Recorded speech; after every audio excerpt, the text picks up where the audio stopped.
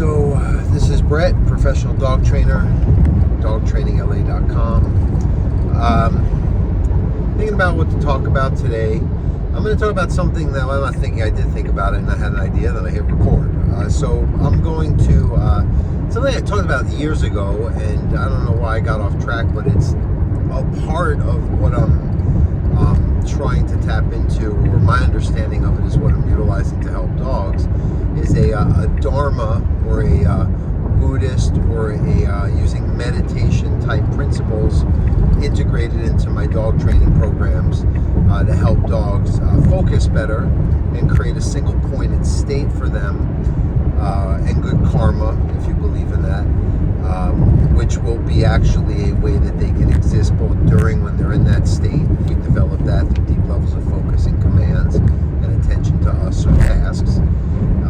And it does create a mindfulness where that even after the fact, the dog has a calmer, more content state of mind, a relaxed state of mind. And even if you want to think like, well, if you really use a muscle, like you hold like a bucket of water up in the air for, as long as you can, and you exhaust that muscle, it's going to be relaxed and tired later on that day or next day, whatever. And you can think of meditation as a way to kind of work your brain to make it more relaxed, but also have it be tired and mentally exhausted, which a lot of dogs, I just came from a case. It's a very, dog you can tell does it. You're sure you're giving a lot of exercise. 3-4 miles a day, running, playing with the other dog in the yard, all that. So that's the physical exercise is qualified, but mentally, the dog is so filled with potential things to do, or analyzing, or anticipating the next things to do.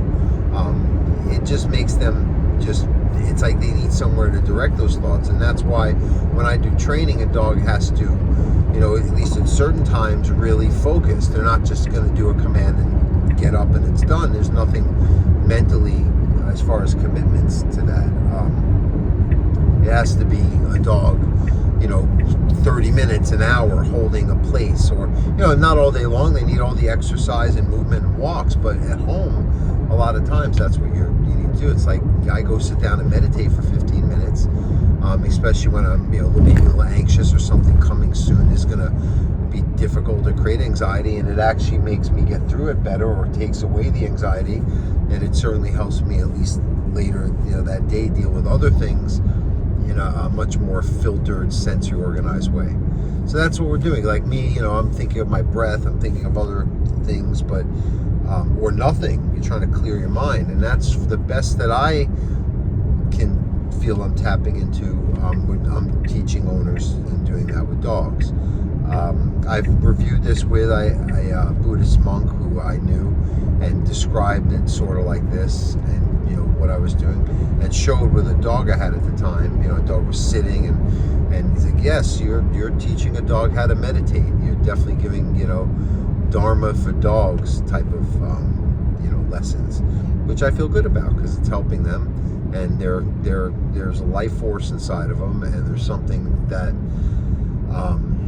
you see. I'm just trying to, like, I don't want people to get scared off or think I'm a weirdo, because it's not the prime. I also use conditioning, leadership, instincts, cause and effect, pattern, sensory organization. But again, that meditative mindset for me, who has sensory organization struggles, I do a whole lot better when I'm in that state. And even when I have a little more going on, I find that it's easier to navigate, or just not get caught up in, or something like I have to deal with this thing in a couple days. Well, it's in a couple days, I'll deal with it then. It makes you be more present and mindful.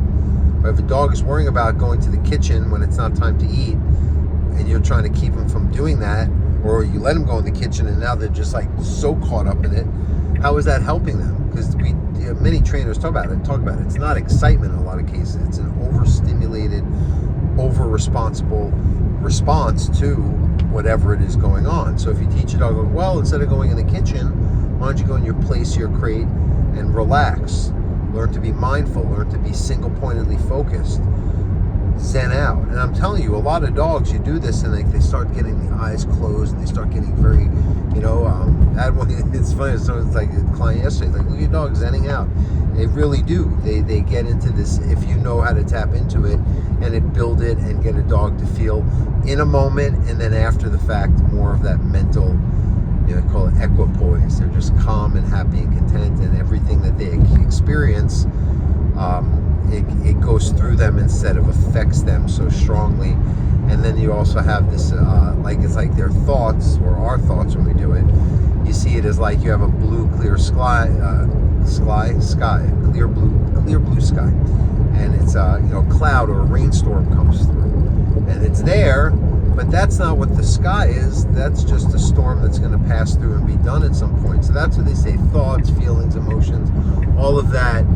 And so you think about a dog with reactivity, a dog with anxiety. If you can teach them to let those thoughts go instead of hold them, you can actually get a non-reaction, because the dog is in a different state of mind, or at least you're reducing. In a lot of cases, it's like, well, the dog's not reacting as long or as intensely, or they're replacing that with a lesser behavior as a coping mechanism, fight or flight, or a whine instead of a gut, or a growl or barking.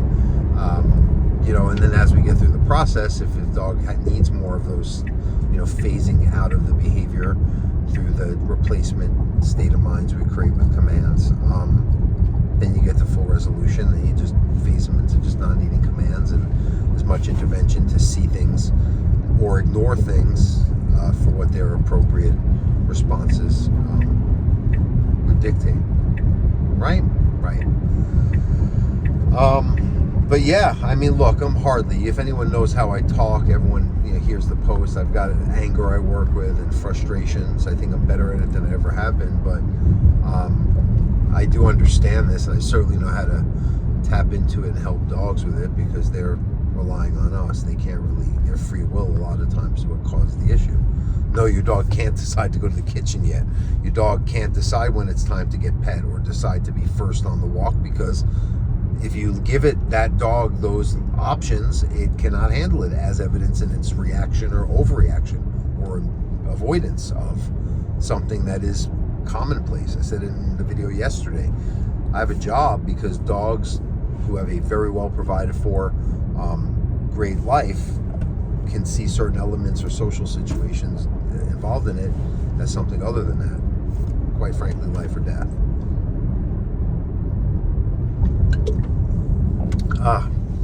Dry lips, dry mouth, dry everything.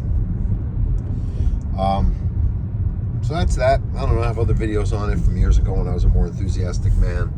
My farmer tan there will cover me up there. But that's, if anyone's meditated, I think you'll get a gist of what I'm talking about. Or even people who work with dogs and knows calm energy and knows how to project. And there's that other thing too. When I get a dog into that state, it's like you can connect with them. Like there's like a telepathy type deal going on when you're tuned in. I've had that where I was in a meditation class and I was tuned into the monk, to the teacher who was giving it, because it's just like you're just in that grid, like that kind of field of accumulating merit. So anyway, I'll leave it at that.